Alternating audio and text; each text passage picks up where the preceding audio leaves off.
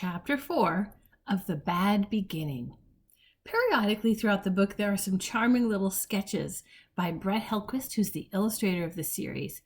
By the way, did you know there are 13 books in the series? Lucky number 13. I know you're going to want to grab them and find out what happens to Violet, Klaus, and Sunny in the rest of the books. This is the drawing that we see on Chapter 4. A fish. That makes me remember that when last we left Violet, Klaus, and Sunny, they were trying to figure out how to prepare dinner for Count Olaf and his 10 actor friends. And they had gone to Justice Strauss's house to find a cookbook. And Klaus had found a recipe for puttanesca sauce, which includes anchovies. An anchovy is a fish. Let's find out what happens next in The Bad Beginning. The Bottler orphans copied the puttanesca recipe from the cookbook onto a piece of scrap paper, and Justice Strauss was kind enough to escort them to the market to buy the necessary ingredients. Count Olaf had not left them very much money, but the children were able to buy everything they needed. From a street vendor, they purchased olives, after tasting several varieties and choosing their favorites. At a pasta store, they selected interestingly shaped noodles and asked the woman running the store the proper amount for 13 people. The 10 people Count Olaf mentioned, and 3 of them. Then, at the supermarket, they purchased garlic, which is a sharp-tasting bulbous plant, anchovies, which are small salty fish, capers, which are flower buds of a small shrub and taste marvelous, and tomatoes, which are actually fruits and not vegetables, as most people believe.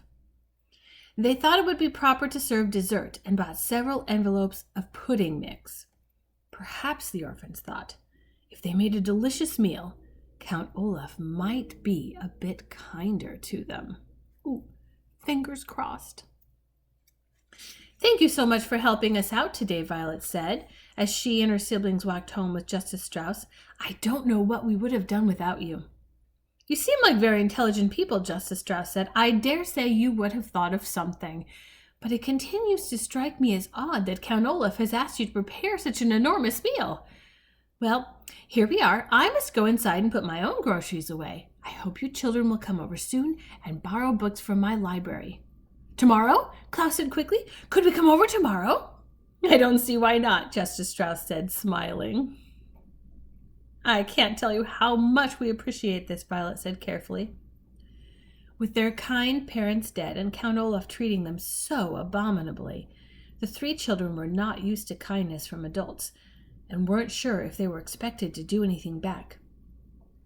"Tomorrow, before we use your library again, Klaus and I would be more than happy to do household chores for you. Sunny isn't really old enough to work, but I'm sure we could find some way she could help you."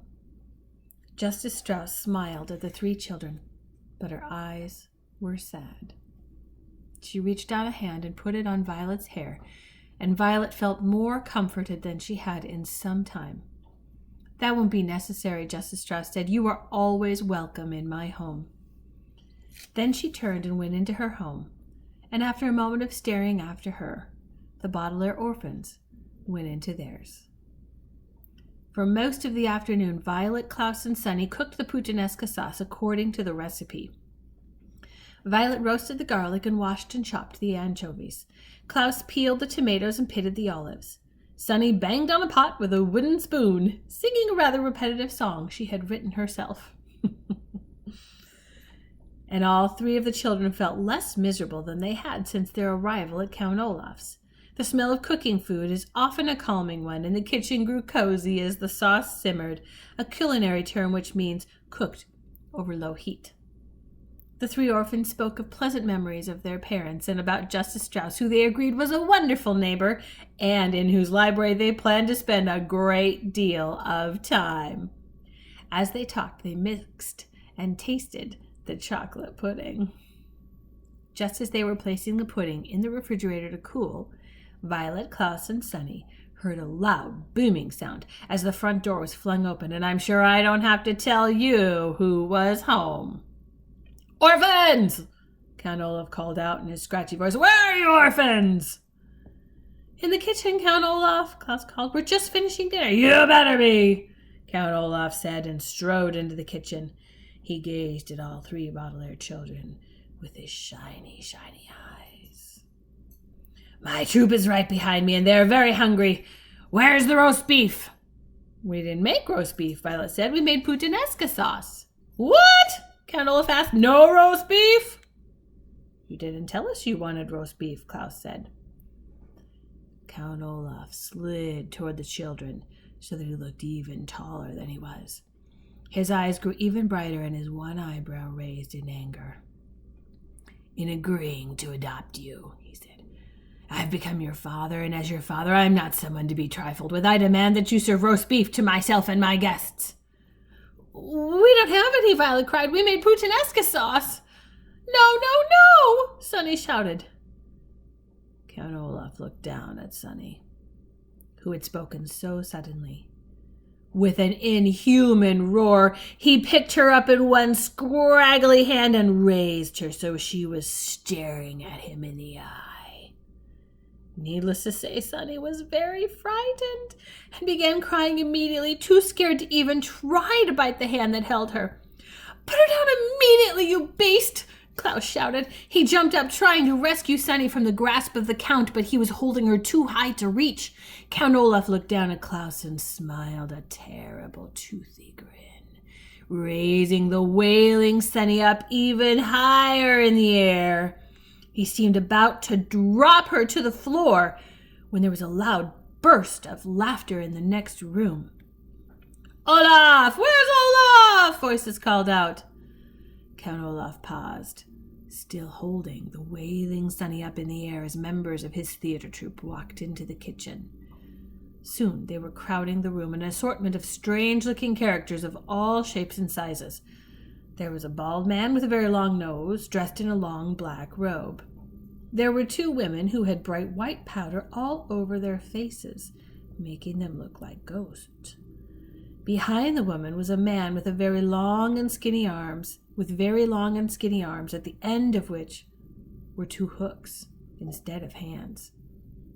There was a person who was extremely fat and who looked like neither a man nor a woman.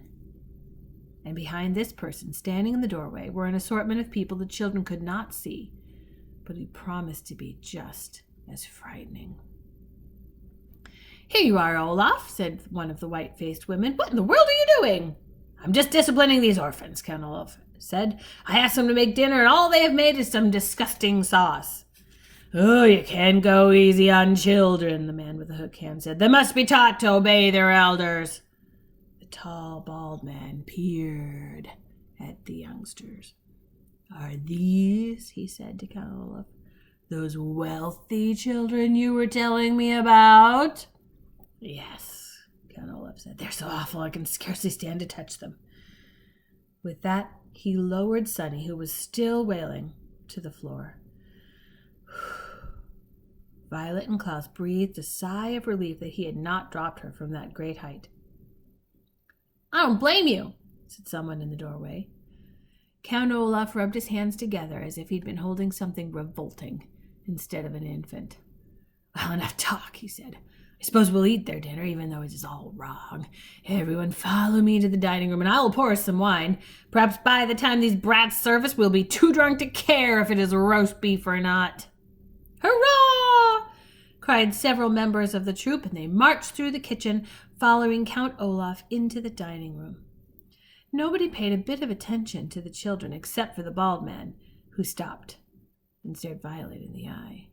You're a pretty one, he said, taking her face in his rough hands. If I were you, I'd try not to anger Count Olaf, or he might wreck that pretty little face of yours. Violet shuddered, and the bald man gave a high-pitched giggle and left the room. The Baudelaire children, alone in the kitchen, found themselves breathing heavily, as if they had just run a long distance. Sonny continued to wail, and Klaus found that his eyes were wet with tears as well. Only Violet didn't cry, but merely trembled with fear and revulsion, a word which here means an unpleasant mixture of horror and disgust. For several moments, none of them could speak. This is terrible. Terrible, Klaus said finally. Violet, what can we do? I don't know, she said. I am afraid. Me too, Klaus said. Hux, Sunny said, as she stopped crying. Let's have some dinner! Someone shouted from the dining room, and the theater troupe began pounding on the table in strict rhythm, which is an extremely rude thing to do. We'd better serve the puttanesca, Klaus said, or who knows what Count Olaf will do to us. Violet thought of what the bald man had said about wrecking her face and nodded. The two of them looked at the pot of bubbling sauce, which had seemed so cozy while they were making it, and now looked like a vat of blood.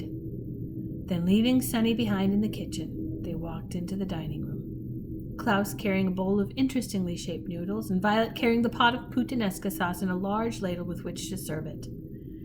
The theater troupe was talking and cackling, drinking again and again from their wine cups, and paying no attention to the Baudelaire orphans as they circled the table, serving everyone dinner. Violet's right hand ached from holding the heavy ladle. She thought of switching to her left hand, but because she was right-handed, she was afraid she might spill the sauce with her left hand, which could enrage Count Olaf again. She stared miserably at Olaf's plate of food and found herself wishing she had bought poison at the market and put it in the puttanesca sauce. Finally, they were through serving, and Klaus and Violet slipped back into the kitchen. They listened to the wild, rough laughter of Count Olaf and his theater troupe, and they picked at their own portions of food, too miserable to eat. Before long, Olaf's friends were pounding on the table in strict rhythm again, and the orphans went out to the dining room to clear the table, and then again to serve the chocolate pudding. By now it was obvious that Count Olaf and his associates had drunk a great deal of wine, and they slouched at the table and spoke much less. Finally, they roused themselves and trooped back through the kitchen, scarcely glancing at the children on their way out of the house. Count Olaf looked around the room, which was filled with dirty dishes. Because you haven't cleared up yet, he said to the orphans, I suppose you can be excused from attending tonight's performance. But after cleaning up, you are to go straight to your beds.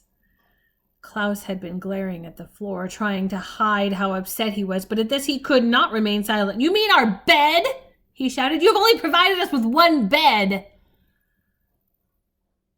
Members of the theater troupe stopped in their tracks at this outburst and glanced from Klaus to Count Olaf to see what would happen.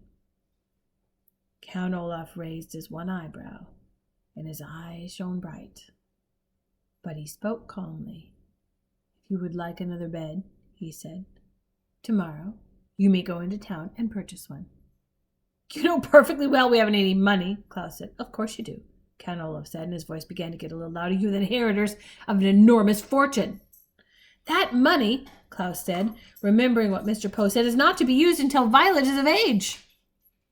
Count Olaf's face grew very red. For a moment he said nothing. Then, in one sudden movement, he reached down and struck Klaus across the face. Klaus fell to the floor, his face inches from the eye tattooed on Olaf's ankle.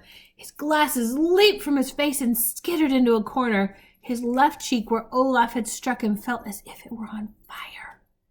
The theater troupe laughed, and a few of them applauded as if Count Olaf had done something very brave instead of something despicable.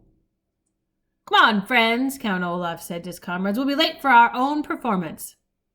If I know you, Olaf, said the man with the hook hands, you'll figure out a way to get at the Baudelaire money.